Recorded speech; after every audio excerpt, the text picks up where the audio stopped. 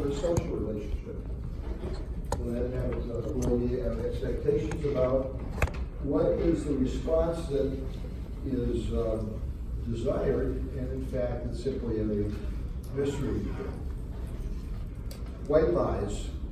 I love this quote. Those who think it's permissible to tell white lies soon go colorblind. In negotiation relationships especially, we cannot misrepresent facts or different things. So be very, very careful about that. Destroys trust. Incomplete information is the same way.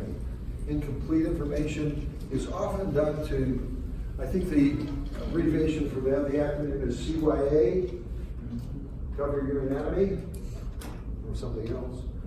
But in covering your anatomy by misrepresenting information, you're destroying trust and putting your credibility on the line on a permanent basis. Not a good strategy. Don't tell half-truths, expect trust when the full truth comes out. Half-truths are no better than lies. Gaslighting. How many have never heard of this term before? I've never heard of it before, gentlemen. Gaslighting is an interesting term. It's kind of a Gen Z, Gen Y term. Who knows what gaslighting can be? Is Rachel, you know, or are you scratching? Gaslighting is a attempt to manipulate someone. And it happens in a way where you're literally asking people to question their own thinking. And so their expressions are, oh, you're crazy, that never happened, or yeah, why'd be so sensitive, or you must be confused again. Just calm down. I never said that. Or what are you talking about? And a lot of denial, right? That people are actually abusing and manipulating, either intentionally or unintentionally, in their own self-interest. And when that happens, you need to be very, very aware of what the person is doing and hold on to your wallet. If you deal with a situation where someone is gaslighting you, that's a red flag. Okay? Very important in a negotiation relationship, particularly in an interpersonal or social relationship. Again, the quote up here on the top of the page, they don't lie to you because the truth will hurt your feelings. They lie to you because the truth might provoke you to make the choices that won't serve their self-interest. Okay? Another critical communication error that sometimes occurs is we do something because of a moral purpose. I choose not to tell you the truth because I think there's a superseding greater priority. And the optimal example is Anne Frank. Any Jews in your basement? Oh no. Because the commitment to the welfare of those people was more important than telling the stop the truth, even at risk of being killed for harboring Jews. So it's not. Superseding noble value is the choice you make. And sometimes that's good communication, but beware when you say it, because you've got an obligation here to put you in a delicate position and may have some high downsides, okay? Groupthink. How many of you know anything about the Challenger disaster? 1, 2, 3, great, 4, 3, 4. Good, thank you. Those of us who are old know about it, right? The Challenger disaster was what? Tell us about it. It was shown on television when I was in school. Yeah. Because it was, I mean, it was a big deal.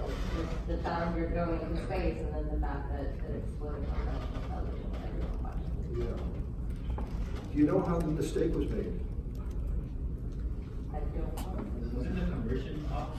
What's that, please? Conversion factor versus. I can't hear you. I'm so sorry. The conversion. Conversion. Conversion. Conversion. Okay, no, that's not what I know. The groupthink occurred when a number of engineers were brought in as part of a group experience. I like this on the table in New Zealand. The engineers had tested the O-rings under conditions of 77 degrees or warmer. And the temperature of the day of the launch was 55 degrees. question was, should we go or not go? And the engineer said, well, we don't have data on that, because we always did the testing from 77 degrees or warmer, and we don't know the answer to that. And the engineers were pressured to approve the launch, and the O-rings didn't operate properly, and that led to the explosion. That's the story. And it was a classic example of groupthink, where there was a social compulsion to accept a solution that was in conflict with what people actually believed. That happened as well with the Bay of Pigs disaster with Kennedy. Those are two classic examples of groupthink. But recognize that you may be in a situation where you may feel compelled by your good answer for Langston here. You may feel compelled by the social situation to say yes when you mean no. And that's not in your long-term best interest. It's always best to say, well, let me think about that, or, you know, and then craft your solution. Does that make sense? Jargon. I love this little quote. We need some new jargon. The public are starting to understand what we're talking about. Well, again, we have specialized language that people use that are selective to it. Say I'm going into the Army and I'm trying to do CrossFit. And I do some exercises, and everybody doesn't know the meaning of the exercises, but I'm trying to communicate. And we said that with the leaders. Okay, stereotyping. We know stereotyping is bad for lots of reasons. Typically, stereotyping, prejudice, and discrimination are related constructs. When we categorize based upon any one of a number of qualities that a person has that makes him or her distinctive, we unfairly project upon that person characteristics that may absolutely not apply. And it's just really a bad communication tool. But we sometimes do it in negotiations. Attempts to improve. Here's something that's really interesting. Someone may work his or her tail feathers off to try to get something done, and they genuinely are trying to accomplish it, and they nonetheless don't do it as well as they would like. Welcome to my rule. You know? Gee, I wanted to get those papers read in X number of days. By the way, you all know that you've got an extension on the deadline to turn that in. I hope you know that, because I want to be fair with you. But in this case, it's a perfect example of I was determined that if I failed, it would be due to lack of effort. But that didn't make it, nonetheless, something unsuccessful. This next slide and the one after it are really fun. I'm going to be out of here. You're going to get your half hour. There are 4 evolutionary steps in the growth process. Kind of like, when you were 4, 5, 6 years old, were you highly dependent on your parents? You don't remember that.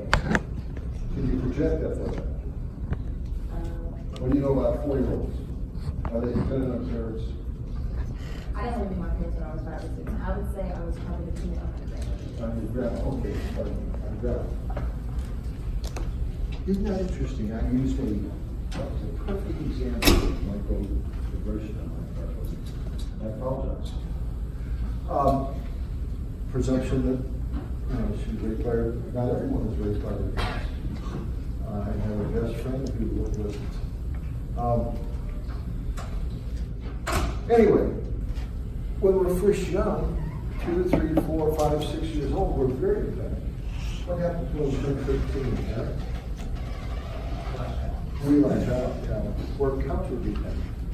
What happens in groups? Well, new teacher, never had this teacher before. Who's that person? Oh, this person really does stuff that's good. This person actually, he wants us to do what he's being paid for. What is wrong with that? You do that? Counter-dependence. Then, when you're 16, 17, 18, you become independent. Oh, I'm going to figure this out myself. You're in a situation to say, well, I'm going to learn that because I need that if I'm going to go out and do a world of work, right? And then you get to the point, like my father used to say, it's an interesting experience for the son who's 25 years old to come home to his parents' home and say, it's amazing what you've learned in the last 5 years, Mom and Dad. Suddenly, the 25-year-old realizes his parents really have an interest in mine, big interest in mine. And he recognizes that their relationship is in fact interdependent. So the 4 stages are really quite simple: dependent, counter-dependent, natural sense of frustration, hoping at perfection, which is always a subjective criterion of the present, independent, searching to discover meaning, and then interdependence, coming together to collaborate. Who did it? You got 29 minutes. That's the best I could do. And young lady, may I see you out in the hall? Just a second. Just a second.